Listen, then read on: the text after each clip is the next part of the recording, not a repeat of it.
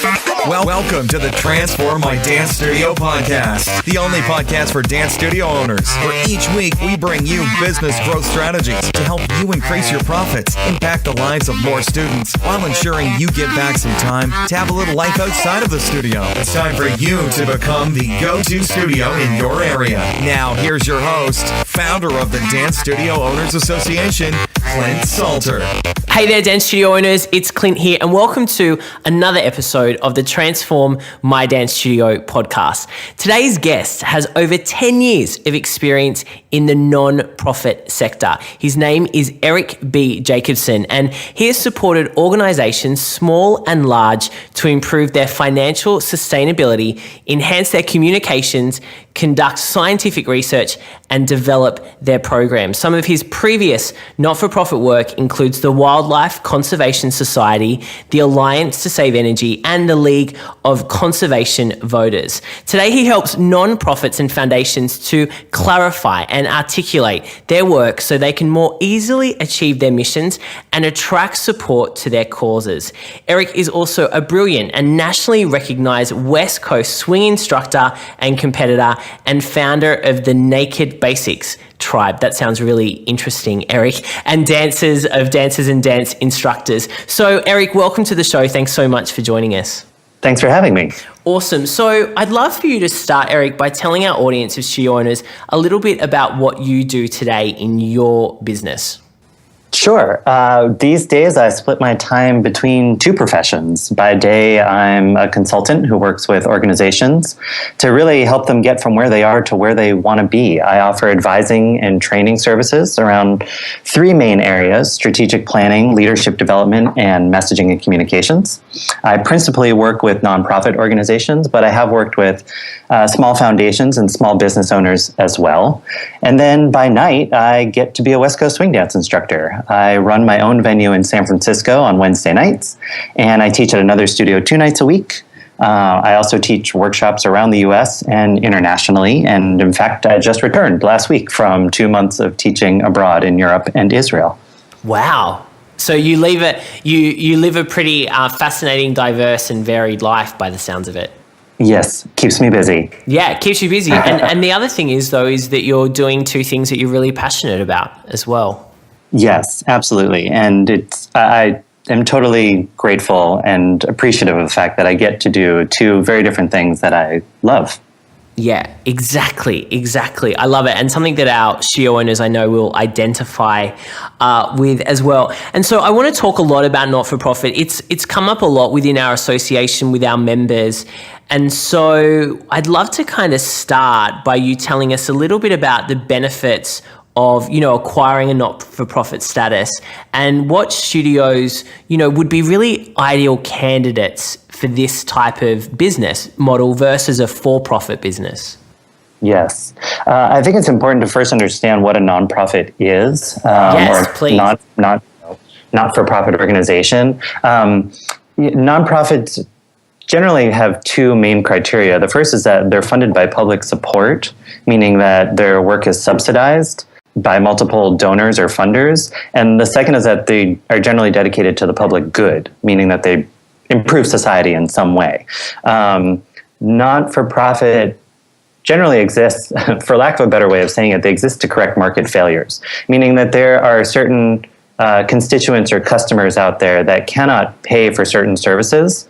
And because they can't pay for services, the business cannot cover the full cost of doing business through a fee for service. So they need subsidy. They need a third-party donor or funder. So nonprofits that need to cover their costs, need this subsidy from others, and are doing public good can register as a not-for-profit. The principal benefit of that is tax benefits. They don't pay the same taxes, and they get certain government status for providing that benefit. Of course, for dance studios or other small businesses that do work for nonprofit purposes, meaning for the public good, also benefit from a reputational boost. businesses that are doing good for society are seen as compassionate and moral and just overall good. So there isn't an appeal to that.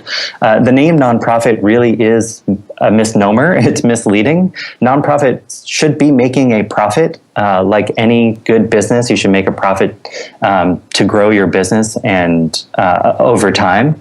The difference is that not-for-profit means that you don't pay your investors a dividend. You reinvest your profits back into the business. So studios that want to provide a public good, like they want to have a dance company that performs and they don't want to have to charge people for the performances, or they want help covering the costs of doing the choreography and paying the performers, and they want to get funding, they could register for a nonprofit.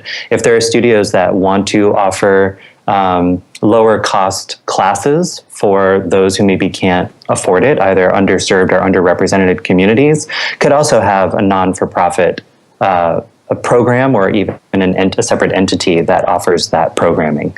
Okay, cool. So if I was a dance studio owner and I'm currently running my dance studio, we get a lot of questions people asking, should I now become not-for-profit because they think for some reason it's going to drastically improve or change their business, or they're going to get lots of money from other people? What are your thoughts around that?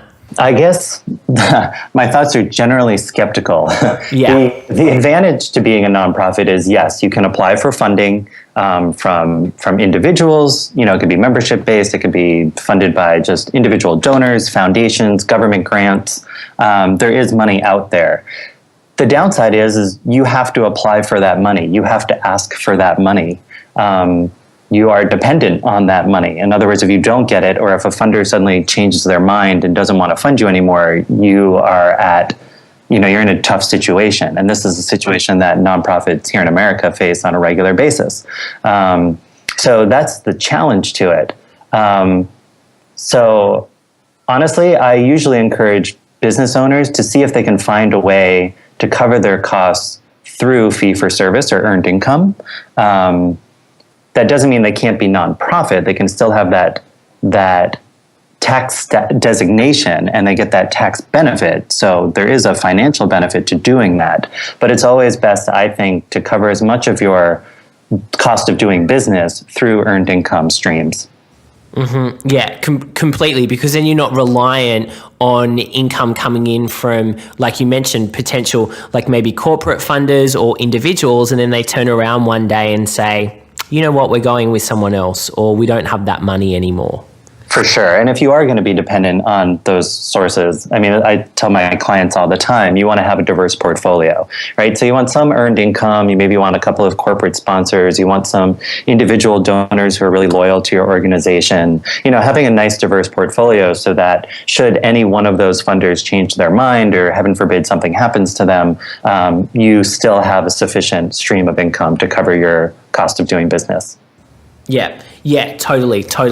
What are some of the mistakes, Eric, that people are making when they start their non-for-profit? And then what are some things that they then carry on doing that isn't beneficial for their business? Good question. The biggest thing that I end up working with clients on that they haven't done when they started was really, for lack of a better expression, get their ducks in a row. A lot of organizations get started because there's somebody who's really passionate about a cause and has a good idea, and they just start working. And then down the road, they realize that either the organization is growing and not everybody's on the same page, or they're losing strategic focus, or they're having trouble messaging to supporters or even within their own organization. And it's because they didn't get their ducks in a row. They didn't make sure they had a clear vision and strategy and mission. They didn't make sure that they had clear values, that they didn't have a clear communications plan. All the things that you would do for a for-profit business, the business plan, the strategic plan, the communications and marketing plan, all of that, I really think situates an organization for success down the road if you can set that up at the beginning. And I think part of what happens along the way when you don't have that clarity of purpose and of message from the beginning is that we talk about mission drift, organizations that sort of deviate from their initial purpose because they're trying to get money, and they'll kind of say what they need to get it. And a lot of organizations either dilute their message or lose their message or lose their focus because they don't have that clarity. So crucial. And I mean, this is beneficial to anyone that's listening, not just to someone that, wants to start a not-for-profit, already has a not-for-profit. Is we talk a lot on this podcast about, having a plan. Having a plan, setting goals, knowing, where you're headed, having that clarity, because I think if you're kind of going into something and you really have no plan, no kind of action steps laid out, well, then no one knows where you're kind of going to end up, right? For sure. So that's great advice. I really love that.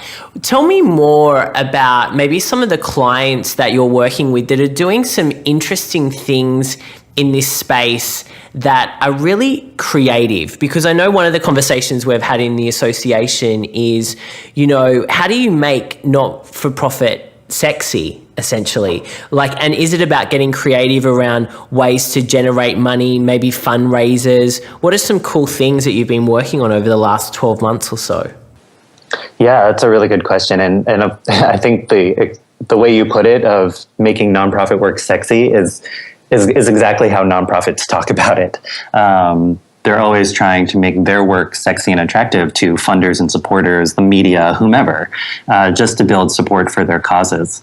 A lot of the work I've been doing over the last year has been with a diversity of organizations, everything from medical professionals working in Haiti to educators working here in the Bay Area on provoking creativity in education for young children.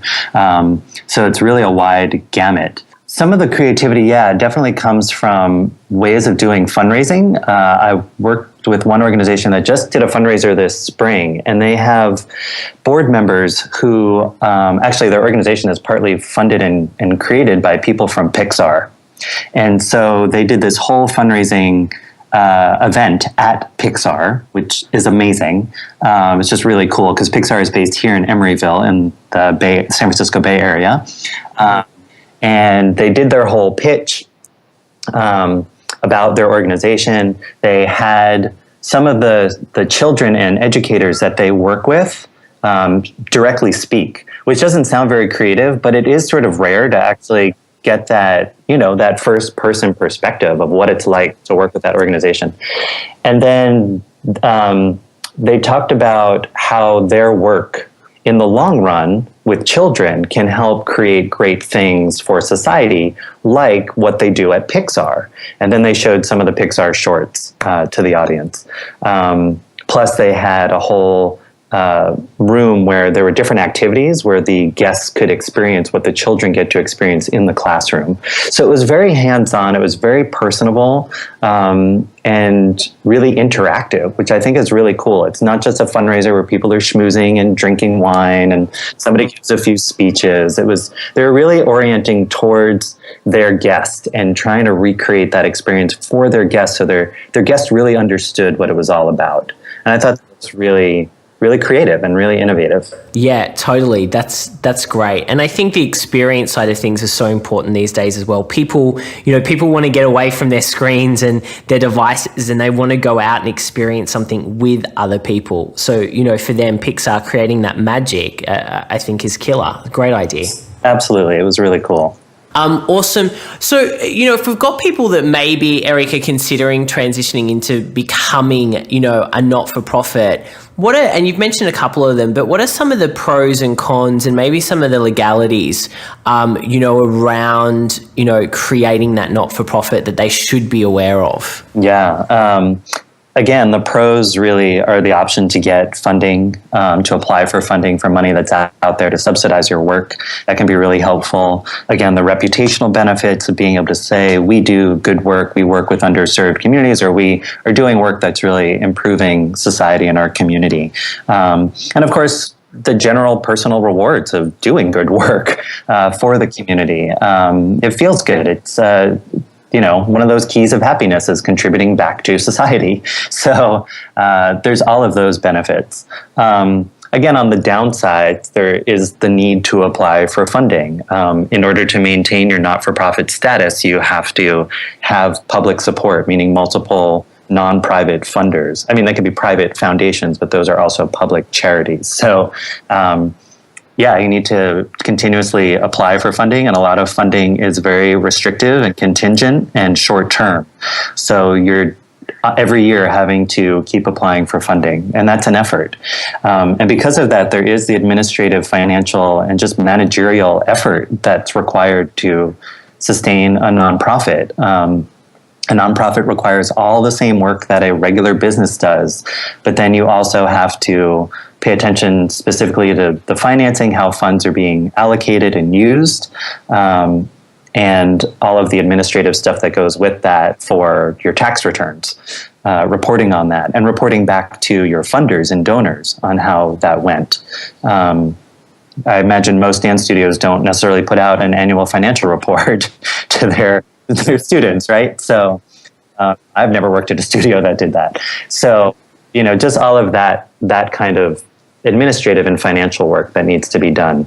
And that overlaps with sort of the legalities of it. There is the process of establishing a not-for-profit entity, the legal needs in terms of articles of establishment and articles of incorporation, or your bylaws, everything that dictates how you're going to operate, what your mission is.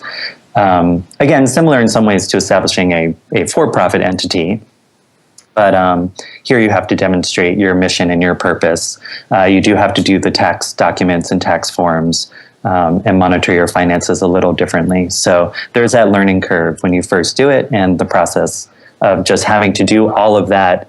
If you're doing it as separate from your business, now you're just duplicating all of that effort. And if you're replacing it in terms of converting your for-profit to a nonprofit, you just have to go through all of those hoops again, just in a different way.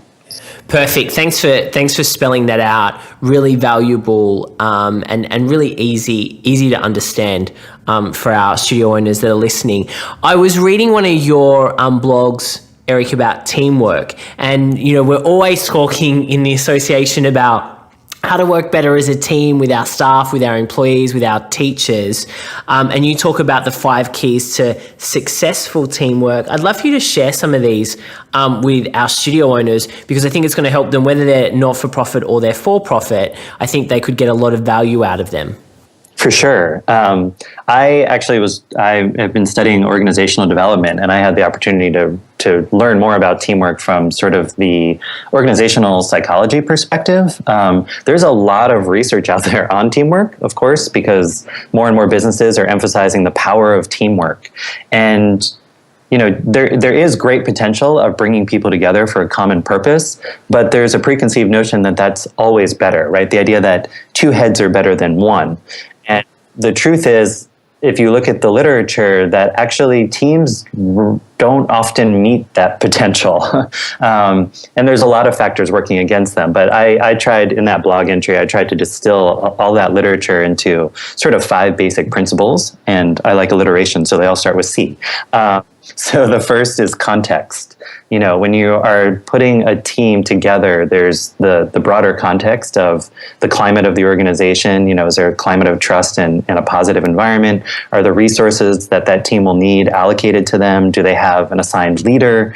And is there some way of holding people accountable, the team accountable, let alone the individuals? In addition to context, just as important, if not more important, is composition. And this one, in my mind, is really key. You really need to assemble the right mix of abilities, personalities, roles, and just general diversity. And there's also the rule of 7. Teams shouldn't be more or less than 7 people, plus or minus 2. Too many people, it gets really hard for decision making. Too few, and you don't have enough diversity of perspective to maximize the team's potential. I love that one. Common purpose is a really important one. Is there a clear and common goal for the group? When the group knows, understands, and accepts the group goals, they're way more likely to take greater ownership over them and take more responsibility for achieving them. So having a clear purpose is really helpful. Emotional intelligence, I call it the group conscience, but emotional intelligence is that ability to recognize and regulate emotions, and effective teams can do this at both the individual and the group level.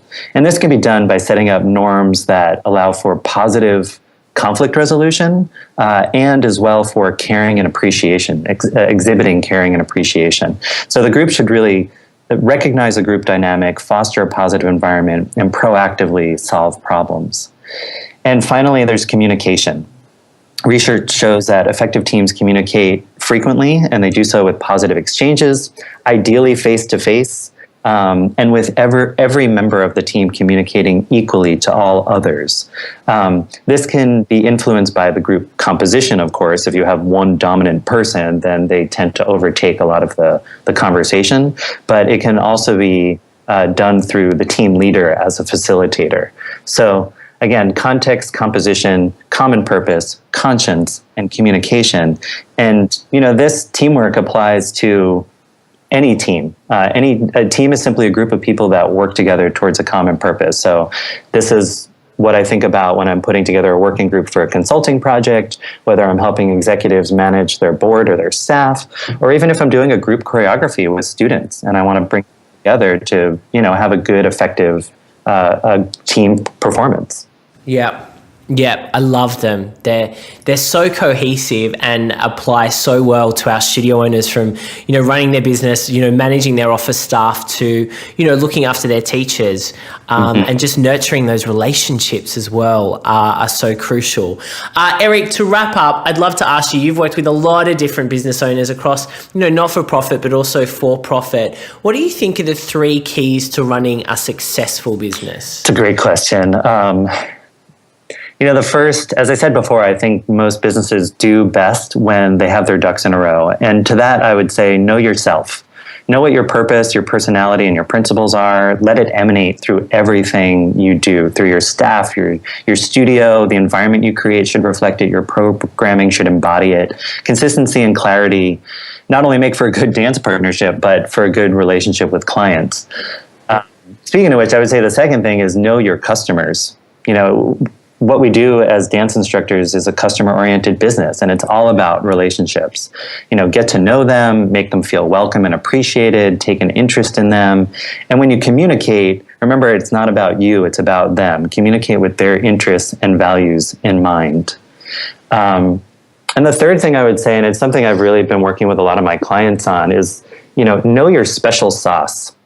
Lots of businesses can say what they do, and they can say how they do it, but they don't necessarily say why customers should choose them over all the other options out there. No business does anything that doesn't have some competitor out there. And knowing your unique value proposition, the reason why you matter over everyone else, is a key to selling your business. Why should a customer choose you? What makes you stand out? What unique value can you add to the customer's lives? So crucial, and I love it. I could talk to you for hours. Eric, if our studio owners want some more information about you, how to get in touch with you, find out more about your services, where should they head? They can find out about my consulting services at proaereton.com, PROAIRETON.com. And if they're interested in any of my dance-related stuff, they can go to nakedbasics.com. Sounds like an interesting website to check out. Eric, look, thank you so much for your time. It's been so great to have you on the show, and just appreciate you sharing a lot of wisdom for our studio owners. It was an absolute pleasure. Thank you so much for having me. Thank you for joining us today. For all the resource links from the show and to receive access to our free dance studio growth training, make sure you visit transformmydancestudio.com.